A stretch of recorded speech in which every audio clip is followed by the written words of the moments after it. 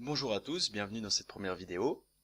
Donc pour cette vidéo, on va aborder le thème de la technologie blockchain.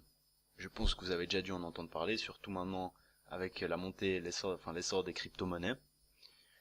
On va aborder ce thème mais d'une manière simple pour que tout le monde puisse comprendre ce qu'est la technologie blockchain, quels problèmes elle résout et quelle utilité elle a. Et tout ça d'une manière simple sans rentrer dans les termes que ce soit informatiques ou mathématiques. Commençons. Donc il faut savoir que la technologie blockchain a été développée par les créateurs du projet Bitcoin pour s'en servir justement pendant leurs transactions sur Internet, pour les transactions Bitcoin sur Internet. Décortiquons le mot. Plus facile, il n'y a pas. Blockchain. Donc ce qui sous-entend une chaîne constituée de blocs, comme vous pouvez le constater. Maintenant, c'est quoi ces blocs? Qu'est-ce qu'ils représentent? Eh ben en fait ces blocs vont représenter, si on reste sur notre thème du Bitcoin, vont représenter les transactions effectuées sur ce réseau. Donc quand vous allez envoyer un Bitcoin à votre maman, vous êtes prêt parce que vous êtes un enfant très gentil, eh ben il sera marqué sur cette chaîne par un bloc. Il représentera votre transaction. Un des autres avantages justement de cette blockchain, c'est que ces transactions, ces blocs, ne peuvent pas être copiés. Donc vous ne pourrez pas, si votre porte-monnaie contient un bitcoin, vous ne pourrez pas envoyer un bitcoin à votre maman et un bitcoin à votre papa. Pas possible, justement. Ce qui fait une des forces de la blockchain. Un autre point intéressant de cette technologie blockchain, c'est qu'on peut voir ça comme un grand registre, comme un grand livre de comptabilité par exemple, où en fait toutes ces transactions, donc tous ces blocs, vont être enregistrés dans un registre. D'accord? Et ce qui est intéressant, c'est que ce registre, en fait, déjà, ce qui est top, c'est qu'il est public. Donc il n'appartient pas à un tiers, comme justement une banque, par exemple. Mais il est disponible pour tout le monde. Parce qu'en fait, la grande force, c'est qu'il va être dupliqué, en fait, chez tous les utilisateurs de ce réseau.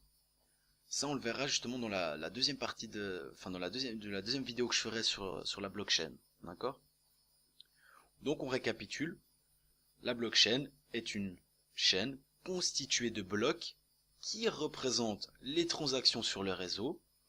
Ces blocs ne peuvent être dupliqués et toutes ces transactions sont affichées dans un registre disponible à toute personne connectée sur ce réseau. Donc par exemple, pour notre exemple, le réseau Bitcoin.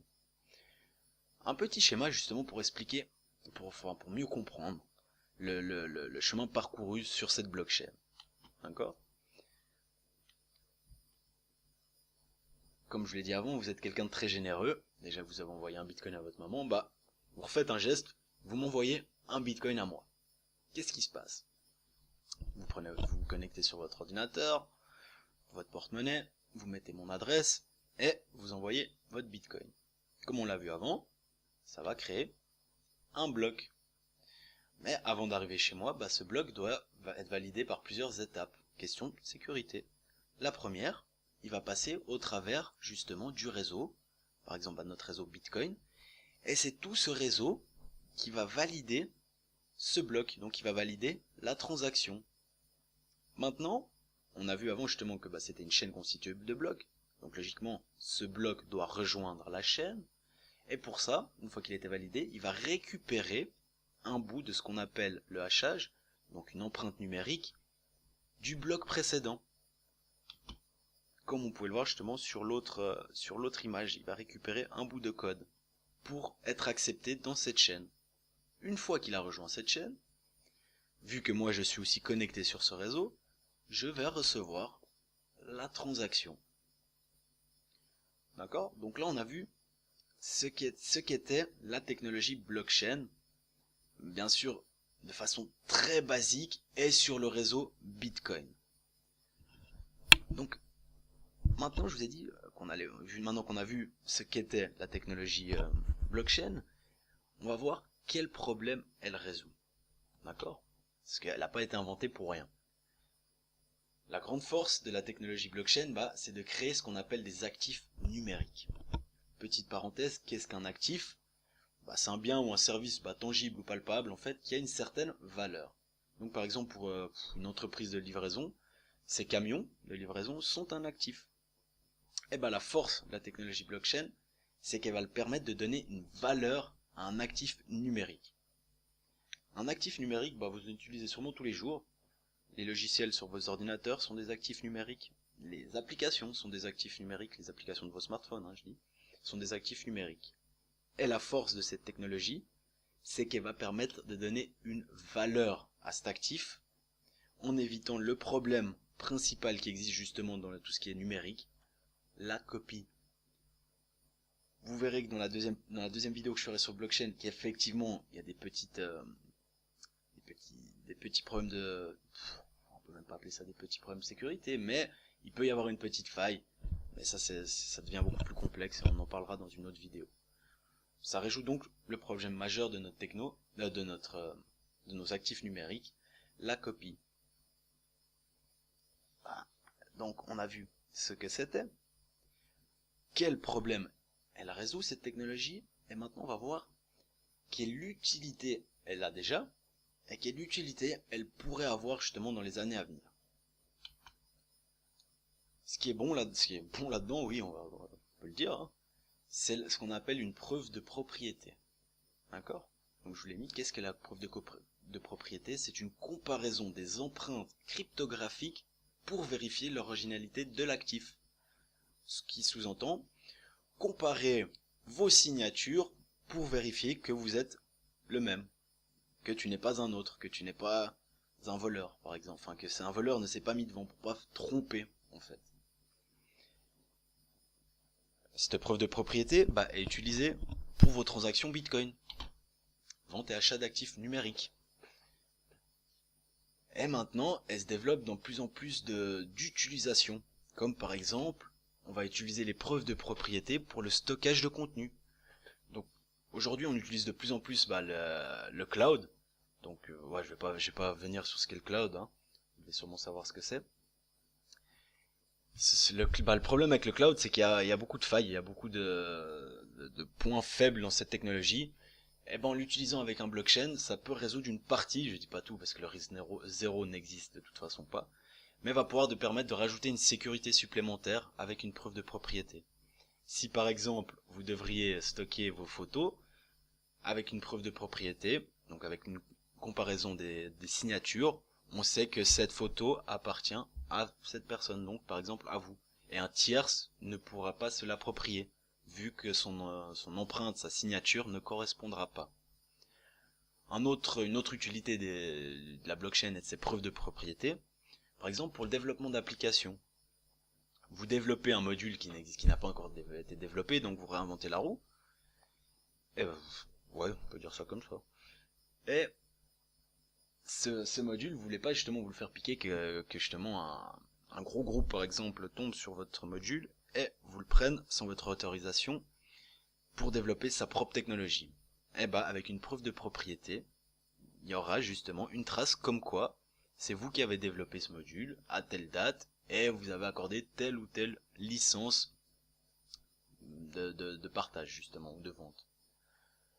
Une des autres utilisations de ces preuves de propriété, le blockchain, c'est le blockchain qui est quand même de plus en plus connu, le blockchain d'Ethereum, qui permet en fait de créer des contrats intelligents. On va rester 2 secondes sur le contrat intelligent, vu que c'est avec les ventes et d'achats d'actifs numériques, c'est ce qu'il y a de plus en ce moment. Le contrat intelligent, j'ai trouvé ça intéressant pour moi, je pense qu'il va pouvoir remplacer ce qu'on appelle un contrat d'entiercement. Petite parenthèse, donc qu'est-ce que le contrat d'entiercement? Là je vais vous relire la phrase que j'ai prise sur Wikipédia. Un contrat en vertu duquel un titre, de l'argent ou un nom de bien sont confiés à un tiers, un fiduciaire, jusqu'à la réalisation de certaines conditions.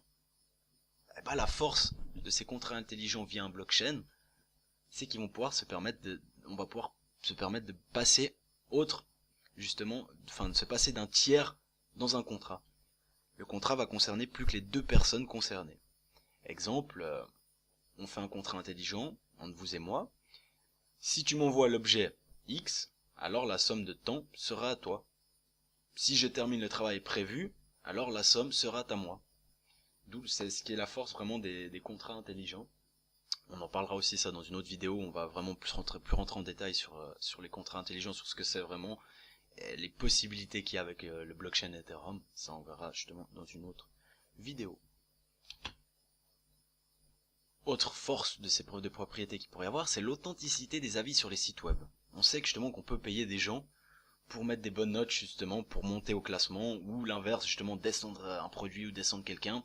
On paye des gens pour mettre des commentaires négatifs, alors qu'ils n'ont pas utilisé le produit, qu'ils ne sont pas connectés au site, qu'ils ne savent absolument pas sur ce quoi ils ont voté ou donné un avis. Bah, la preuve de propriété va permettre aussi de restreindre ces problèmes-là. Et une autre force, ça c'est le blockchain de Poet, qui va permettre justement d'éviter les contrefaçons sur les actifs numériques. Sur les actifs.